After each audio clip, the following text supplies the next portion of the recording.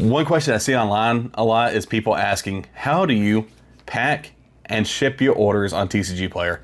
So I'm going to show you how I do it, and you can use it and grow off my method and take other people's advice as well. But this is how I do it, using a PWE and a bubble mailer. The first thing I always do is I usually go ahead and fold up my packing slips. I have a Pokemon card here, covering the buyer's address. I'm not going to show them online, but you can see there's a dotted line that says fold line here. So this is the method for a plain white envelope. So this is a number 10 plain white envelope. So for that, you fold here, and then I'll flip it around and I'll fold it a second time. So I'm going to show you that now. And I'm going to do it to all 5 of these. What I do is I'll take it, I'll fold it. You don't have to be perfectly on the line. I just like to make sure mine's even. And I usually actually go a little bit above the line because of how it sits in the envelope. I do that. Then I will take this and I'll fold it inside. So it might be kind of hard to see, but you can see the first line of where it says quantity and description. You can go to that line, fold right there. And that will leave you with this, which will fit perfectly inside of a PWE. Okay? I'm going to do this to the rest of them, and then we'll jump into actually pulling the cards. I'm going to show off of this one first, because like I've talked about in my last video, I have some of my more expensive cards in this 2-row by itself, and then my 5-row that's sitting over there is just SVO1 and SVO2. Everything else is in this box currently until I get my other 5 rows in. So, Legend Maker. I know if I just go in here, LM, Legend Maker, Splenda, lightly played reverse. There it is. I can grab it, set it aside. Next, there's a Magic card, SVO2, SVO1, and Pokemon Celebrations. So, Pokemon Celebrations, this is going to be, that's Crown Zenith, and it's Mega Rayquaza. Apparently there's like a buyout going on this card currently. I sold mine for $28.70, so I'm happy with that price. I was above market before this buyout started happening. I made a good profit on it. Now, let's go ahead and jump over to SVO1 and SVO2 stuff next. Take this box out of the way. It's kind of the same deal as I was talking about in my previous video, your bulk. So I sold 3 from SVO1 Scarlet and Violet base energy switches. They're near mint reverse hollow foils, 59 cents a piece.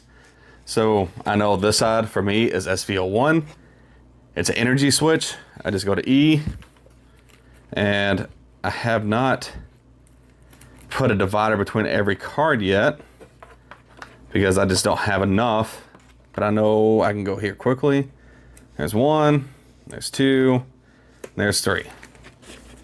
And you can see I have all these in individual penny sleeves currently. We'll talk about that when I pack this up. Next one, SVO2. And it is Sprigato. So you can see from here,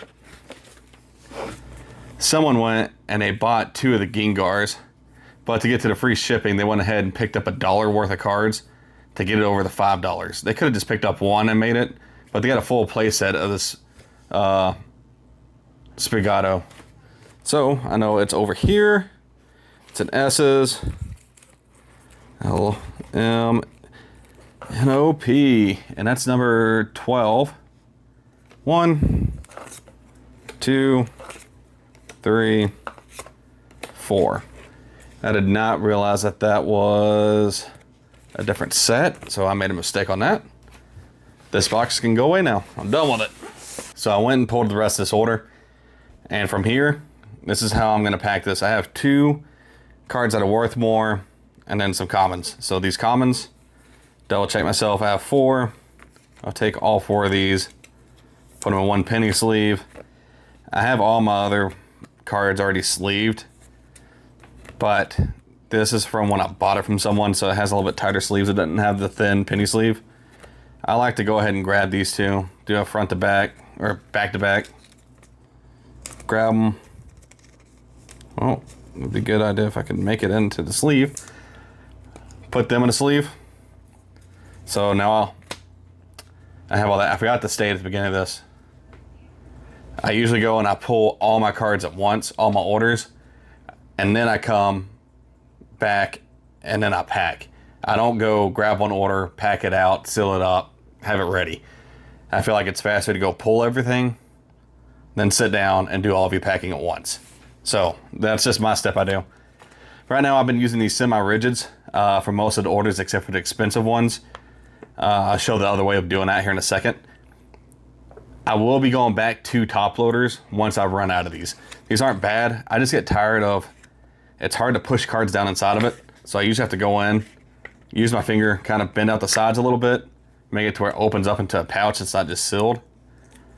I'll grab these two, I'll grab this sleeve of 2 cards, put them down in there. I have these here. Grab 1 team bag.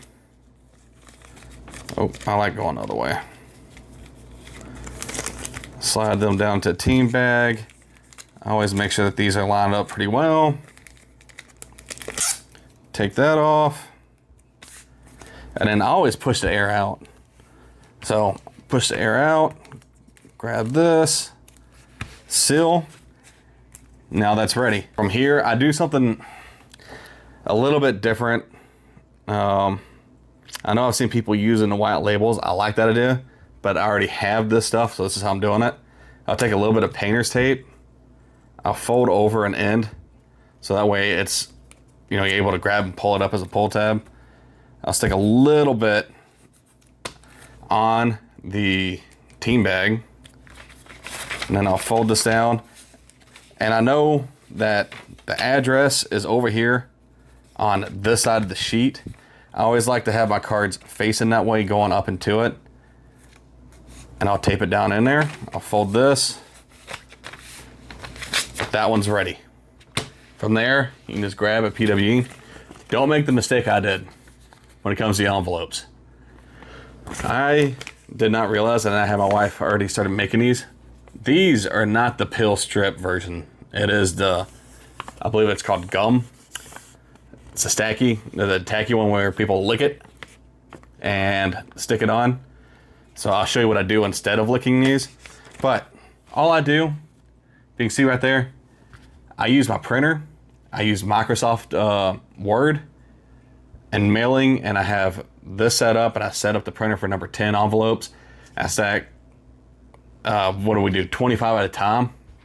I have like 200 of these things already printed out. That's why I couldn't ship them back and get the strip version. But just print it out on there. It doesn't cost much on the ink. Like, that's a lot of addresses that you can print for your return address on envelope without having to really worry about ink. If you don't like that, you can get the stamps, the custom stamps, and you can just stamp your own envelopes as well. So from here, I take these, I shove it in, I verify that, yep, that's the correct way. I don't like doing this, but it's what I've been having to do here lately.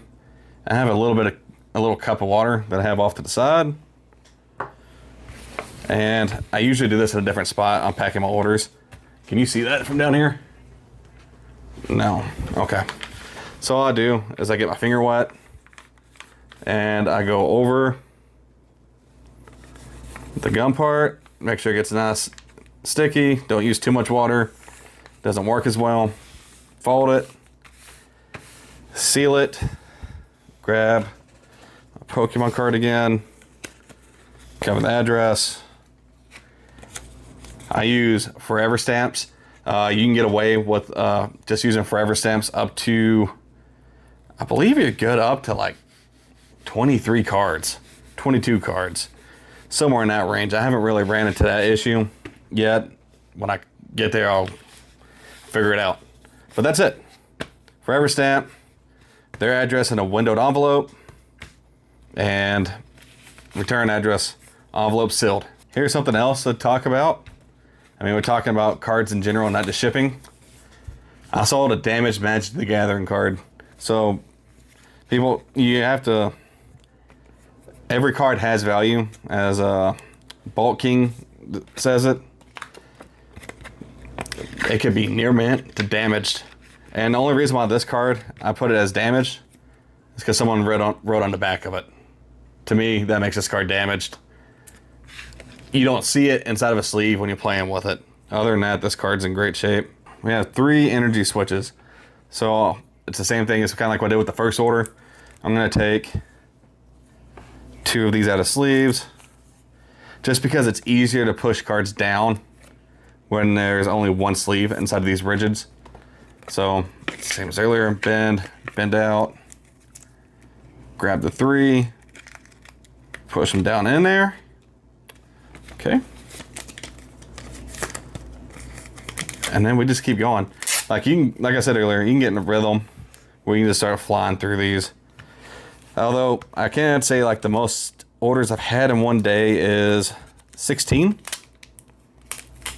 Yeah, it was 16 orders in one day is the most I've had, which is fine with me. I don't plan on selling a whole bunch every single day. And to me, this is kind of relaxing. It's fun just to do. Same as earlier, card pointing the same side the address is on. Fold, fold. I usually always have I have it up like this with the address pointing at me. I'll go through, I'll shove it in, that way I can verify I'm sticking it in the correct way so I don't mess up like I just did right then. But that's all right. We're here to learn and to do stuff, right? Stamp. Boom. Next. Okay. We're gonna do the Splenda next. Alright, everyone remember this. I might eventually have to reference back to this. It's a $9 card. We'll see how this goes. Because there's a issue. I mean, it's not at that range yet, but like your $15 to $20 cards, they're the ones that usually get stolen. Or people say that they don't receive shipment. I can't say that for all the time. Like, it does not happen all the time. But it happens enough we recognize the trend of what value card that happens at. But with this being $9, I'm not too worried about it. And that's why I'll go ahead and ship it in a plain white envelope with just a stamp. You don't need to use much tape. I don't like really using tape, but I don't want the card sliding around inside the envelope. Because if I didn't put this tape in here to hold it, yeah, it would be enclosed in this piece of paper, but it'd be able to just slide around back and forth. I don't want that. I want my customers' cards to be secured and know that how I shipped it out is how they're gonna get it. There's 4 orders packed, ready to go. Now, I want to talk about the more expensive stuff. Everything that's $25 and above, I add tracking to it. It's just a precaution, and because it's gonna be going and I'm tracking, it's gonna be shipped in a bubble mailer. I have these down in the description of what I bought. I think I bought 100 of them at a time. Yeah, pretty sure I bought 100 of these at one time off Amazon. So for this, I've just been using my top loaders because they're a little bit more rigid and I don't have to worry about them going through the machine. This is one of the things, I know I've already folded this up one way, but here recently what I've been doing for an order like this, I'm just gonna have to figure out how to do this on and mark out the address. But I just grab this card inside the top loader. I try to put it towards the center. I like to fold it because I just like to encase this thing inside. That way there's a little bit more protection for the card. Is this necessary? No. This is me just kind of having fun folding some paper. And then I'll just grab it, fold, fold again. So now it's all nice and tidy inside of here. grab it,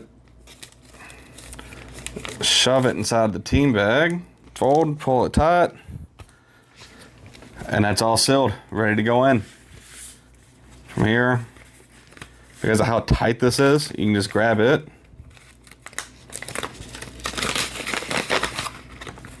and I'll just slide it into my bubble mailer, and I don't add anything else in here. Like, that's more than enough to keep a card safe during shipment. So I use Shippo for all my tracking stuff that I need to print. Do not go to USPS and do it. Just create a Shippo account. It's free. You just charge for every time that you print a label or that you make a tracking number.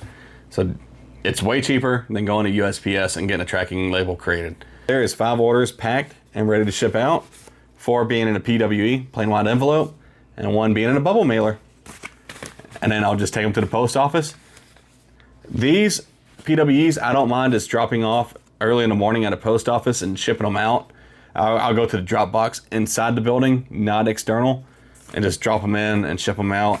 But for anything that's tracking, yeah, you could do that. But I like to verify and turn these in because I'll get a receipt back saying this is the time I handed them in case anything ever comes up. I have a receipt, I have documentation to cover myself, showing that, yes, I did ship these. But that's it. That's how you ship.